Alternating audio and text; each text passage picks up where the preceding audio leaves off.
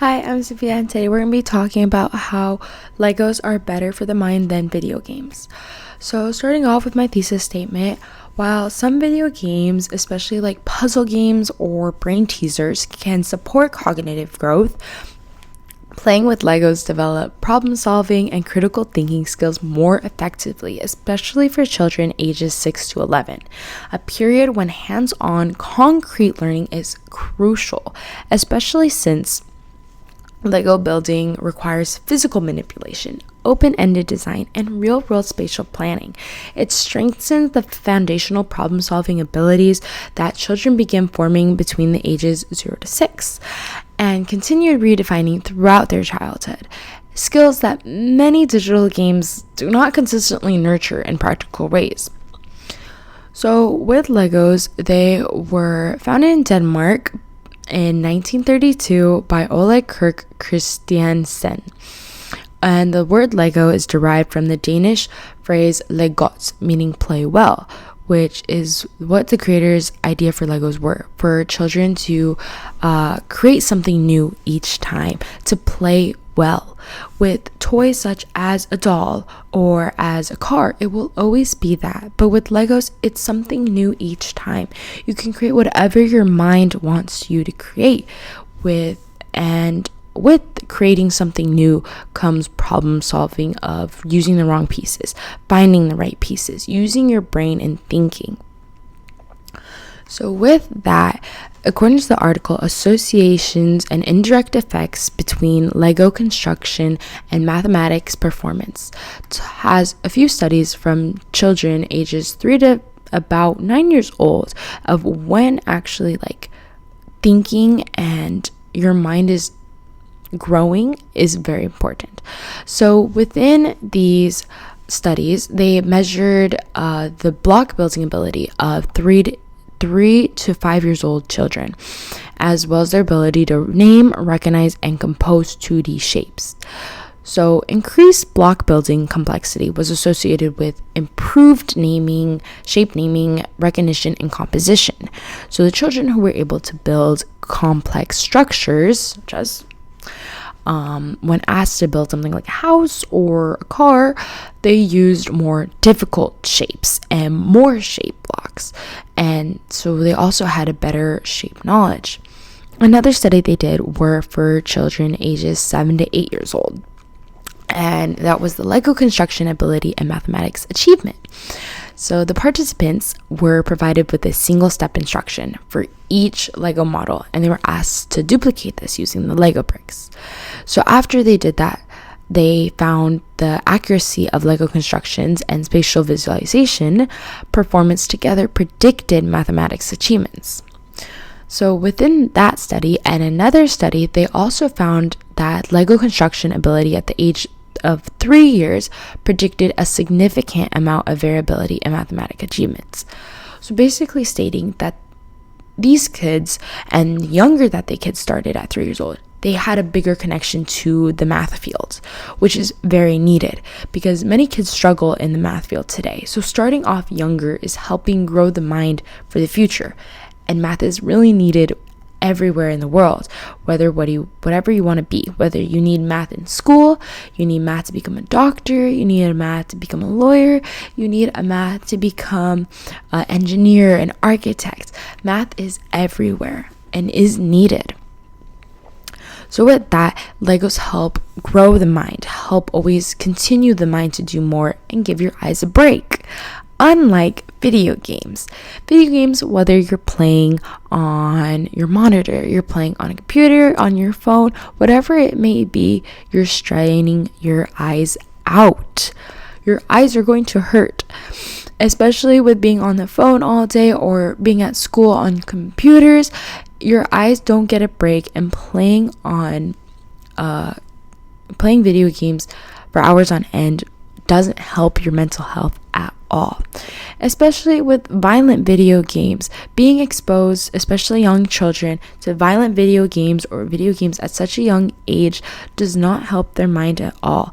Gives them new ideas and could also lead to behavior problems. In the article, The Good, the Bad, and the Ugly, a meta-analytic review of positive and negative effects of violent video games, states that people that do play violent video games can affect their behavior and become more negative, especially having like withdrawals from video games and becoming angry, upset while they play the game or off the game. In another article as well, Video Game Addiction, Engagement, and Symptoms of Stress, Depression, and Anxiety. Video game addiction is very common because video games are so addictive, because that's what the creators created it, so that more people can play their game and continue playing the game, coming out with new versions and new ideas. So in this article, they had a study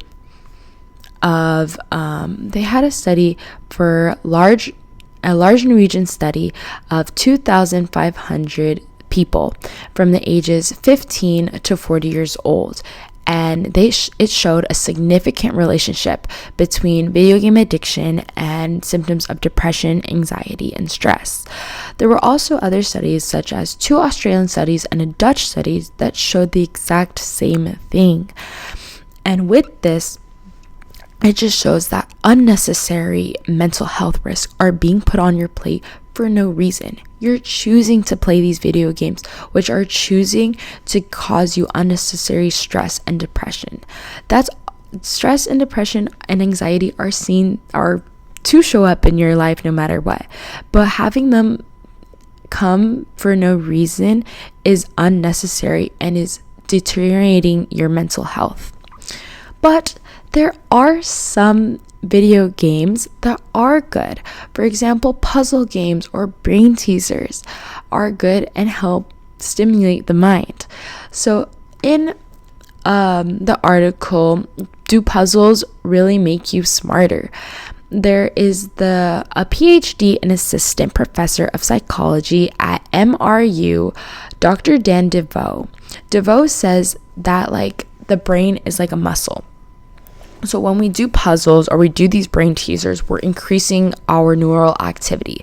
So whether that's Wordle, Scrabble, crossword, or anything else, you're activating your brain and honing in on executive functions that require attention and focus. And that is needed within school, jobs, work, whatever it may be. So he states every time we're using those executive functions, we might be able to increase the functioning of those particular areas. So the more we do word games, the more we do I Spy, Where's Waldo, we focus our eyes and we focus our brain into focusing on those areas. So in another article, such as Brain Training Games to Do You Good, they basically talk about how scientists and people are stating that games are never going to go away. They're always going to be there. And they're figuring out how to take the people's love of screen time and video games and create it to be positive on the brain and behavior. So they created this one game that has aims to treat depression by introducing cognitive behavioral therapy.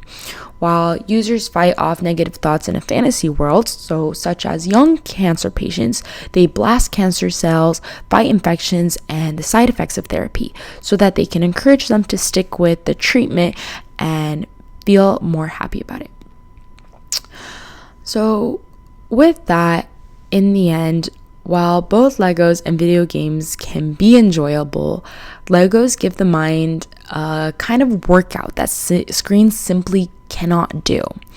So too much video game time can lead to less focus, shorter attention spans, and fewer chances to think creatively without automatic hints or fast rewards given.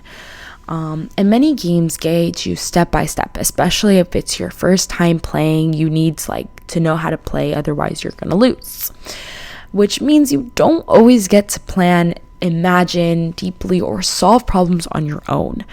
In contrast, Legos help push you to build from scratch. Picture ideas in your head, fix mistakes, and stay patient. That's why Legos don't just entertain the mind, they help grow it more creative and more independent than screen-based video games often allow. And that's my project.